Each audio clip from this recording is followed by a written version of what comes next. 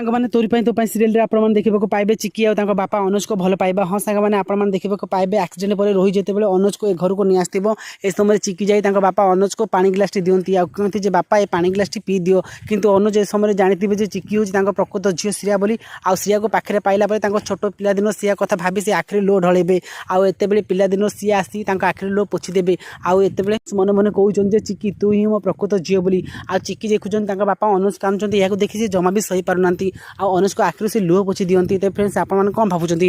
କ'ଣ ଅନୁଜ ଜେଜେମା ଆଉ ପରିବାର ଆଗରେ ଖୋଲି କହିଦେବ ଯେ ଚିକି ହେଉଛି ପ୍ରକୃତ ଶ୍ରିୟା ବୋଲି? ଯଦି ହଁ ଆମକୁ ୟେସ୍ ବୋଲି କମେଣ୍ଟ କରନ୍ତୁ। ଆଉ ଏ ସିନ୍ଟି ଆପଣମାନଙ୍କୁ କେମିତି ଲାଗିଲା ଆମକୁ କମେଣ୍ଟ ମାଧ୍ୟମରେ ଲେଖି ଜଣାଇବେ।